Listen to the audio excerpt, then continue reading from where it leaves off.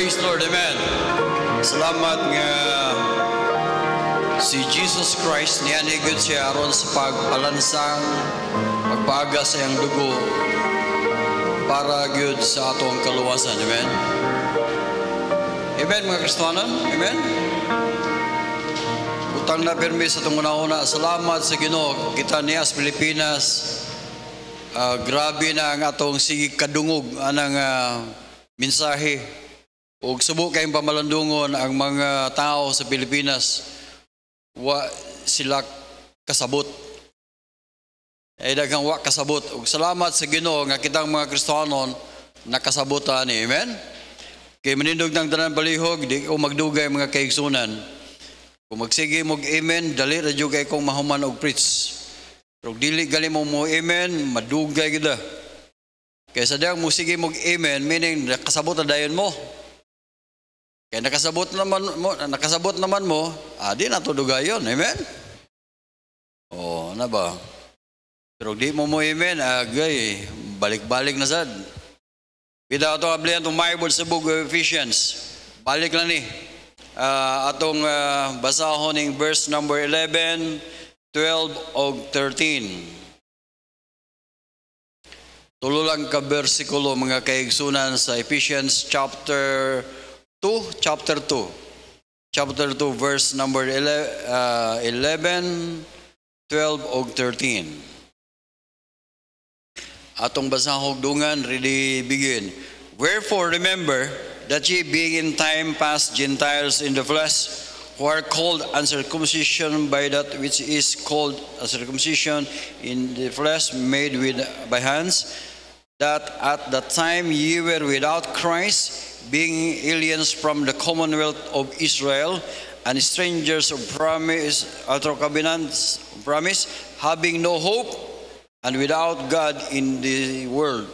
But now in Christ Jesus, ye who sometimes were far off are made nigh by the blood of Christ. Ang uluan sa mensahe na ito mga kaigsoon, but now we are in Christ. But now we are in Christ Jesus.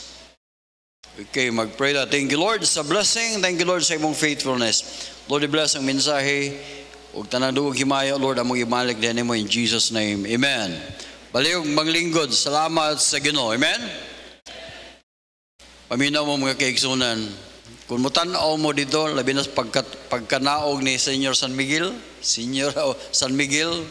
grabe ang traffic, grabe ang mga tao. Labi na gyud kanang makita nimo ako na gyud ko mutan-aw sa Sinulog sukad at ubot pila na tuig wa na gyud ko mutan-aw. Dito ko maghuot ang akong dughan mga kaigsoon, magtan-aw ko sa mga tao nga sa grabe wa sila kasabot unsa ang kaluwasan nga naa diha ni Kristo. Amen. I hope mga Kristohanon mutabang ta, makadungog mo ani nga mensahe, mabutangon ta sa tunguna-una nga sama sa gingon ni Paul sa Romans chapter 1 verse number 14. Romans chapter 1 verse number 14 siya, I am debtor both to the Greeks and to the barbarians. Utangan si Paul, iyang gihisip, iyang kauglingon nga utangan siya to the Greeks and to the barbarians, to the wise and to the unwise. Verse number 15, ingin siya nga, for as much as in me is, I am ready to preach the gospel of you that are at Rome also. Then verse number 16, ingin siya nga, for I am not ashamed of the gospel of Christ, for it is the power of God unto salvation. Mga kaigsunan mo niya, ang sulbad ra gyud nga makasabot sila ni kang matag-usan nato mga kaigsunan, kinalan natay time nga mohatag og trucks, mo sulwining nila, mo sulti nila tungod kay wa gyud sila kasabot sa gospel. Og wa ilain mo preach sa gospel mga kaigsunan, kitang mga Kristohanon kay kita mo'y nakasabot. Gitawag dag mga witnesses. Meaning atong na-witnessan, atong nasinati nato unsa diay ang kanindot sa kaluwasan ang gihatag sa Ginoo nato. Ini nga itong mensahe mga kaigsunan, atong mabasa diri sa Ephesians chapter 1, Ephesians chapter 2. Matod pa niya din yun siya, remember that in time past, hinumdumin niyo sa time sa una, unsa data sa una, Gentiles in the flesh, which are called uncircumcision, by that which is called the circumcision in the flesh by made by hands. Yun siya, ang buot ba sa buta na kita mga hintil og dili ta circumcised. Kanang the word circumcised tuli man na sa doa, pero ang dako kay nagkahulugan alang sa mga Hudiyo. Now, once you are circumcised, meaning apil ka sa promise sa mga Hudiyo o promise sa Ginoo ngadto mga Israelites. So kita mga kaigsunan, wa ta tay labot sa promise sa Ginoo ngadto sa Ginoo ngadto sa mga Hudiyo. Kaya kita mga hintil man gyud. Kanang the word Gentiles means nation, meaning worshippers of idols. Ang atong gisimba mga Diyos, mga dibulto. Mao na atong gisimba sa una. Mao na itong kahimtang sa paghumag simba, paghumag sinulog, ala inom, ala hudyaka, baile, disco, uban pa, ato sa iperyahan, sugal dito. Nganong ingunana man, tungod kay, mo na nabatasan nato, gikan pa sa itong mga ginikanan. Amen? So salamat sa Ginoo. Ingon siya nga, in time past, sa una kuno, at the time, verse number 12, at the time ye were without Christ. Without Christ. Wala tay Kristo sa atong panahon sa una, sa wapat na basay. We being aliens from the commonwealth of Israel. Tiyaw mo na, wa tay labot sa unsa may mga kabtangan sa Israel, and strangers from the covenants of promise. Ang gipasaaran sa Ginoo ang nasod sa Israel. Pero kita mga hintil, mga kaigsunan, wala ta maapil unsa ang gisaad sa Ginoo ngadto sa mga Israelites. Lahi ang pagdiling sa Ginoo sa mga Israelites. Ug kita mga hintil, mga kaigsunan, gitawag tag mga wa labot sa saad sa Ginoo. Verse number 3 siya nga, by strangers from the covenants of promise, having no hope. Wala tay paglaom. Mo nang inigkamat tiyaw mo na sa atong religion. Mo ato sa religion lang daan. Ako sa akong pagkakatoliko sa una. Tiyaw mo na dunay 7 sacraments, pagbunyag, pagkumpirma, dayon pagkumpisal, pagkalawat, dayon pag-alagad sa Ginoo, as pag-alagad sa simbahan, ginitawag nang pagkapari, dayon moral life or kanang gitawag pagkasal. Mo na hantod nga pagka 7 sacraments kana magtinga-tinga naga. Hapit naga mahut di ginanhawa, ipatawag ang pare or mga laiko. Nga naman, i-anoint kag oil, kay nga naman, mao kuno nay katapusang sakramento. Ug unya, sa diyang mahutdan na ginhawa, mamatay na ga, mingon dayon ang pare nga, ayaw mo kag oil, kay katong tawhana, tuwa yang kalag sa tuwa na sa Ginoo. Labi na karon mo tukot po sila sa mga bersikulo. For me to siya nga, to be absent from the body, to be present with the Lord. Ila dang ibutang sa ila pong lungon. Present with the Lord.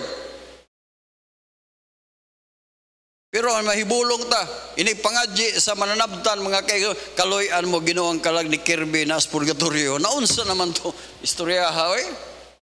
Di ba? Na atas ingon ang pare, ingon ang to atas langit umamatay ta atas langit. Pero inipangadji ang atong kalag day tuas purgatorio. Ang pangutana kinsa may insakto na ang pare o ang mananabdan. Wala na, gitago na nila. Mo nang atong ningon si Paul siya, no hope. Having no hope, why paglaom? I hope nga to na ma-feel mga kaigsoon. Salamat sa Ginoo nga dunay mga pastor, dunay mga nagsekripisyo mga Kristohanon nga nag-faithful sa paghatag sa ilang offering para mapadayon ang gospel, para mapadayon ang pagwalis pulong sa Ginoo. Kaya nga atong kinabuhi, wala tayo paglaob, sabot na sa ubang nasod mga kaigsunan. And without God, walay Dios in the world. Mo na atong kahimtang sa una. Salamat sa Ginoo. Sa diyang atong gidawat si Kristo nga atong manuluwas karon ingon siya sa una we were. Sa una kuno mga wala tay paglaom, pero verse number 13 ningon siya, but now in Christ Jesus who sometimes we were far off. Meaning ang buot pasabot mga kaigsunan, mga layo tas Ginoo. Ang buot pasabot nga layo jud kay di ta makasangpit sa Dios.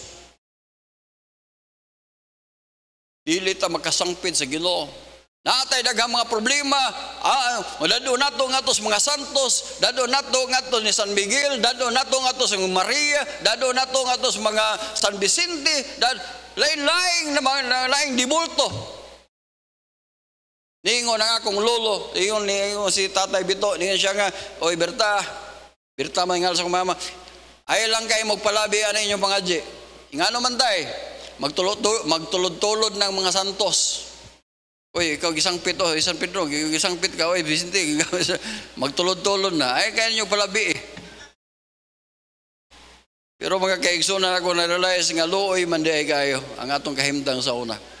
Pero salamat sa Ginoo, mabato ba sa Bible, but now in Christ Jesus, ye who sometimes were far off, layo ita, nahimutang duol. Why? Because of the blood of Christ. Ang buot pasabot mga kaigsunan, nahimutang duol. Huwag mong tanawon sa Isaiah chapter 59 verse number 2.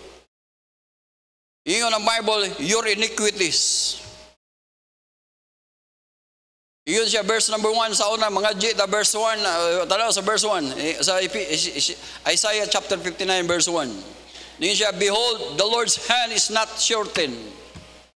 Ang kamot kuno sa Ginoo wala mamubo, that it cannot save, neither his ear heavy, that it cannot hear. Dili bungol ang atong Ginoo. Pero unsa giyon sa Bible, verse number 2, iyon siya, but your iniquities have separated between you and your God, and your sins have hid his face from you, that he will not hear. Dili siya maminaw sa atong prayer. Pansalamat sa Ginoo, pinagi ni Jesus Christ, gipaagas iyang dugo. O kitang mga Gentiles, kitang mga tigsimbag, mga dibultot, Diyos, mga nahimutang napaduol ta, pinaagi ni Kristo. Gani, dili lang kay papaduol ta, tungod ani mga kay verse number 14 siya, but for He is our peace. Ganon dito makapaduol sa Ginoo, tungod kay kita dulumtanan ta sa Dios. Pero sa diha nga diin kita bituo ni Kristo, He is our peace. Ang buot pasabot, siya mo'y nagdalag kalinaw. Doon na tayo kalinaw, uban sa Dios. Kaysa una sa Romans chapter 5 verse number 10. Verse number 10, in the Bible, we were enemies. We were reconciled to God by the death of His Son. Mga kaigsoon na pasiguli na ta, pinagi sa kamatayon ni Kristo. Ug salamat sa Romans chapter 5 verse 1, ingon ang Bible, Romans 5:1, ingon siya, therefore being justified by faith, we have peace with God through our Lord Jesus Christ. Namatarong na ta, pinagi sa atong pagtuo ni Kristo. Mga kaigsunan, we have peace. He is our peace. Then verse number 15, siya nga, having abolished in His flesh the enmity. Pinagi sa lawas ni Kristo ang atong pagkadulumtanan, mga kaigsunan. Pinaagi sa gitawag law. Ang basihan sa tungod sa balaod kita nahimong makasasala, wa ta makaigo, wala ta makatuman sa mga balaod or sa mga ordinances. Pero ang gihimo sa Ginoo mga kaigsunan, ang iyang lawas mo gibunal-bunalan. Ang iyang lawas mo gilansang sa cross. Ang iyang lawas mo nahimong sacrifice para nato. Muna mga kaigsunan, salamat as Ginoo. Aton ta nay mahunahunaan kanunay. Verse number 16 matud ba dinhi, that he might reconcile both mga Hudiyo o kita mga Hintil, pinaagi sa iyang body, pinaagi sa iyang lawas dito sa cross, having slain the enmity thereby. Katong kinahanglan malansang gyud sa cross. Kinahanglan mapaaga sa iyang dugo para ta malukat gikan sa tong pagkadulumtanan. Amen. In verse number 17 ingon siya, and came and preached. Salamat nga doon ay nag-preach, and I came and preached peace to you which were far off. Kita nakadungog ta nga kita mga layo kay tas Ginoo, far off, and to them that were nigh. Alang sa mga Hudiyo mas duol sila kay kanato. Pero mga kaigsoon, salamat sa Ginoo, bisan pa ang kitang mga Hintil nahimutang duol pinaagi sa dugo ni Kristo. In verse number 18 siya, for through him, kay pinaagi kaniya si Ginoong Jesus Kristo, we both have access by one Spirit unto the Father. O nang makaingon ta, by the way, agatong Dios mga kaigsunan, dili pareha sa Dios ni Kibuloy mga kaigsunan. Watay labot. Ang atong Dios is a righteous God, or God is a holy God. Kaya yung tinuod ka, pamina mo, og tinuod kang anak sa Ginoo, pantunon ka sa Dios. Disiplinahon ka sa Dios, ang tinuod nga anak sa Dios. Amen? Ingon siya, verse number 19, now therefore ye are no more strangers and foreigners. Wow, pagkanindot na to mga kaigsoon. Verse number 19, now ye are no more strangers and foreigners, but fellow citizens with the saints and in the household of God. Tiyo mo na kanindot na to, dili na ta foreigners, bining duol kay tas Ginoo. Verse number 20, ningon siya, and are built upon the foundation of the apostles and the prophets, Jesus Christ himself being the chief cornerstone. Verse number 21, in whom all the building fitly framed together groweth unto the holy temple of God. Abi nimo mga kaigsunan, i-review lang ni Paul dere. Ay namog adto sa temple ni Diana.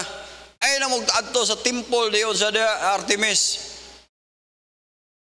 Naana ang Ginoo nato. Naana ang Ginoo makigkuban nato. Pinagi sa iyang espiritu mga kaigsunan, mao na nga kita gitawag tag the temple of the Holy Spirit. Okay mong tanawon 1 Corinthians chapter 3 verse number 17. Ningon siya verse number 17, verse number 16 ningon siya nga, know ye not that ye are the temple? You are the temple of God, and God that the Spirit of God dwelleth in you.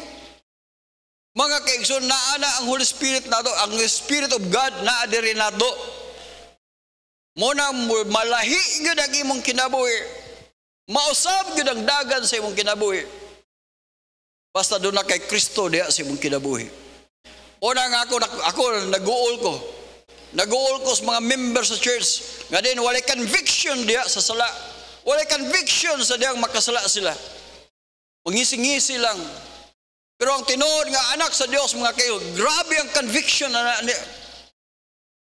Say makaingon, ngano man lagi ko sa una? Sugarol ko sa una.